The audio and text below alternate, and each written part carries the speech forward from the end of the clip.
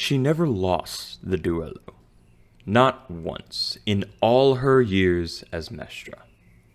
Every strike she took, she turned back on the one who threw it.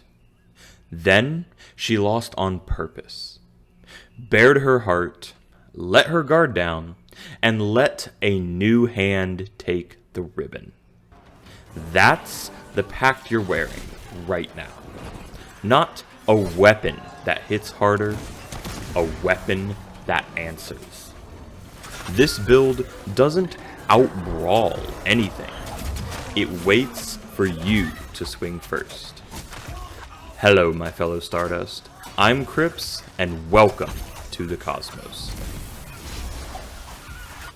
This build is centered around answering, not initiating. Espadarte parries, and Riposte turns that parry into the hardest hit in your kit. Skílter orbits the whole time in the background, farming smites off anything that wanders close. Rapier in close, Skílter in orbit around you. Flintlock the moment you need range instead of a blade. In, out, in again. Never standing still long enough to get punished for it. Cogah enemies sit at a base level of 50 and scale with your party size. So a build that lives on reaction time actually has an advantage here. More enemies means more incoming attacks, which means more parry windows, which means more ripostes. Skílter's orbit doesn't care how many targets are in it, it just keeps ticking. This isn't a build that out-tanks anything though. We're running significantly less courage than something like Mora's Hand or Ode Tempest calls for, which means less flat life to fall back on. A single big Cogah hit can take 60% of your health in one shot. This isn't a brute force build. It's strategic and methodical. Parry and dodge timing are your actual defense here, not your health bar. Before the weapons, the pact. Because the whole build is built on what she gave up to hand this to you. Duelo is named for the duello itself, an honorable duel, fought ship to ship across the Silvern Sea. Mestra Karma held Coral Graves as the siren, and the pact carries her name because you don't earn it by beating her. You earn it by dueling her 3 times, and on the 3rd, she loses on purpose, bears her own heart to the world, and hands the ribbon to you. Everything in this kit is her fencing style, ported into your arm. Our Courage Arcanic is Flintlock. Draw a Flintlock pistol, take aim, fire a single shot that pierces through everything in its line and explodes on impact. This is your answer when riposte range isn't an option. Pull it out, drop a group in a line, tuck it away, and go back to the rapier. Our Spirit Arcanic, Bravada, boosts our party's highest virtue and slows nearby enemies. We're not casting this mid-fight. That slow drags against everything this build wants to be. But it's not a skip either. Pop it in the run-up before you've actually closed the distance with a target, and there's nothing nearby to sleep. You just walk into the fight already carrying the buff to your highest virtue, which for us is Grace, completely free. Alternatively, if you want a breather mid-combat, or the slower pace actually clicks with how you want to play, there's nothing stopping you from popping it there instead. This is just how I run it. Our Grace Arcanic is Duo Duello. You spawn a ghostly clone that mirrors every attack you make for its entire duration, at slightly reduced damage. This is the build's real engine.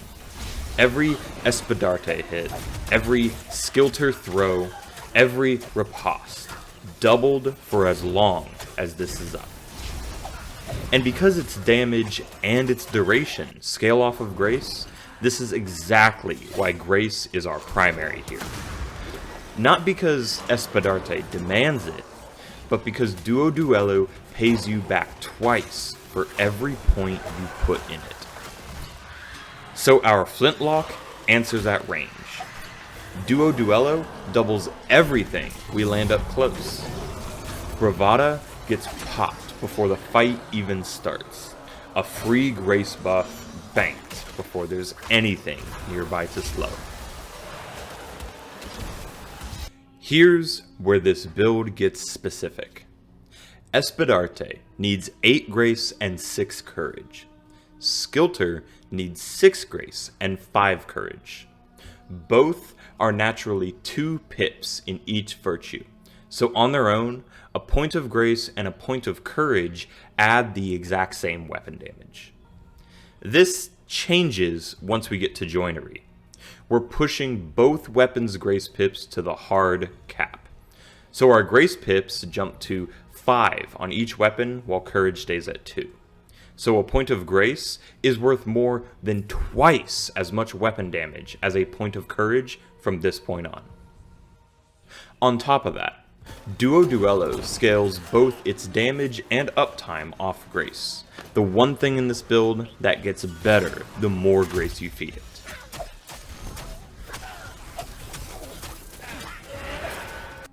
So we're running this at hard numbers. 28 Grace, 14 Courage. That clears both weapons' minimums with plenty of room to spare. Keeps Grace weighted at exactly double our Courage, and still banks enough Courage that Flintlock hits pretty hard. Preludes 15 respec is free per loadout, so this is our starting point, not a law.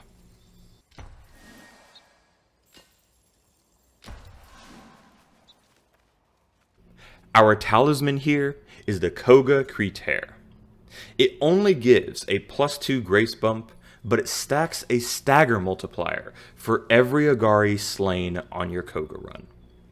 Leaning further into stagger means more potent parries and more powerful executions. Remember, this only scales up to 10 Agari kills and then decays. Now for our weapons. Espadarte is a casted rapier. Mestre Carmo's own outfit calls it the curved cutlass of the old Mestre, a blade her predecessor wielded before she took it from him.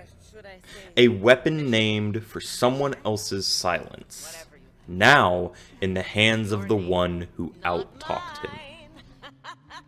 Our rune is the Mistgale. Cast a wave along the floor, dealing tons of damage and stagger. For our tempers, we have 3 that we're focusing on, and 2 that are cherries on top. The 3 that we're focusing on are Venger, Heightened Parry, and Swift Strike. All of these enhance what Espadarte is already doing for us here. Our 2 cherries on top, Afflicted Lurgy, and Casted Parry Stagger. These are unique tempers to casted weapons.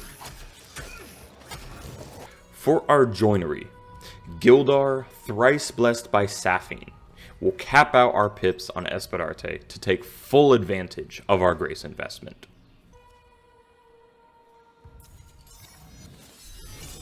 For our combat arts, Riposte is our first priority if not already unlocked.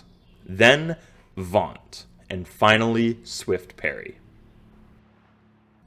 Our Smite engine for this build is Skílter, an Odin Flyblade. Those of Grace may fly death upon her tiny wings.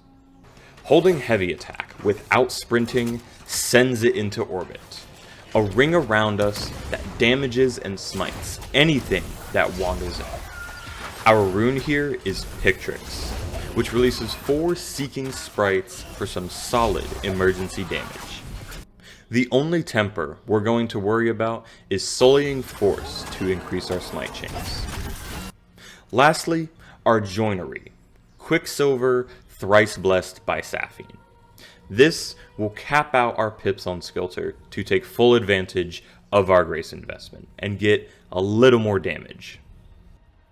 For our totems, our slots are Courage, Spirit, and Grace, plus a bonus slot from whatever rune we're running. A totem can sit in any slot but only scales with your virtue investment if the slot matches its own attunement. Espadarte's 2 grace slots run Quick Dray for attack speed and Spreadling Sploot to spread smites. This build is already squishy by design, so Smiting Stag earns the Courage slot anyways. A mismatch that costs us the scaling bonus, but Smite chance scaling with rune charges is worth the slot regardless. This still compounds with Quick Dray, more smites, more attack speed, more hits, more smites. Spirit runs Hollowed Herd, spawning a decoy on pull smite that draws aggro. This stacks with Duelo's own Chamara's passive, doing the same thing off of perfect dodges. Skílter runs Smiting Stag in the Grace slot for the full smite chance scaling. Both Spirit slots run Turn Tusk and Hollowed Herd. Turn Tusk mind controls a target into fighting for us. This also makes that target invincible to us, so it's more of a chaos tool than a focus fire one. Courage runs Spreadling Sploot to spread smites to nearby enemies. Another attunement mismatch, same trade as Espadarte Smiting Stag, but the effect still earns the slot on its own. For our armor, we're running the full Orengall set, Armit, Cuirass, and Greaves. All 3 pieces carry a 17 grace requirement. It's a grace primary set that still rewards the courage we're putting into Flintlock and Skílter, the exact shape of this build's virtue split. And since bestitching exists, none of this locks you into the wolf-themed look if it's not your style. Keep these stats under whatever armor you actually want to wear. The Mestra set is the obvious thematic pick if you want to look the part.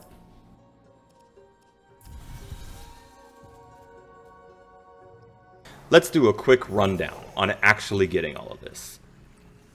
Duelo and Espadarte fragments come from completing the Wreck of Mestra Carmo. The Siege of Mirrorfur has been bugged since the start of Preludes 15, and isn't reliably dropping fragments. Don't burn hours into farming it there right now. Skílter's fragments drop from rare and dungeon chests, or from Odecaster and ranged hunter enemies. For our runes, the Mistgale drops from the Nell Knight or the Mendicant King, both already on our Cogah boss farming route. Pictrix drops from the Discharged Nimrod while in the Cogah. For joinery, Thrice Blessed Joineries drop from the Thrice Bound Impid or from Gruul Seeker Selvins at level 25 and up. For the Orengall set, fragments can be bought from Alka's Children's Offerings at ranks 3, 4, and 5. And for our Talisman, the Cogah Creutair is earned by slaying Agari during Cogah runs, and then crafted directly at Tuvolcane. This is where it all comes together. Let's watch a duello against some Cogah bosses. Wait, what? Let's run that back a few more times.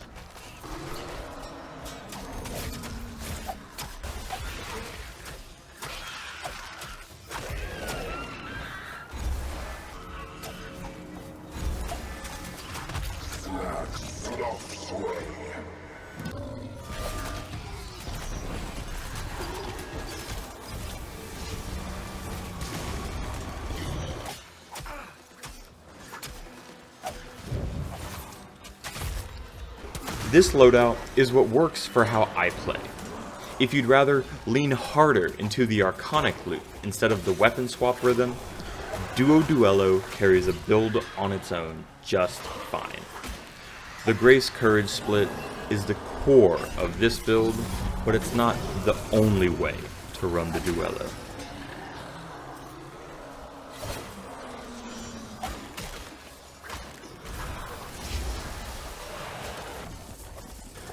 She won every duel she ever fought. Then, she threw the last one on purpose. And that's the only reason any of this exists. This build doesn't need to win first, it just needs you to let something come at it. Truth lies in the blade. The Mestras did. See what yours says back. Alright, Envoys. I'm headed back to the stars. I'll see you in the next one.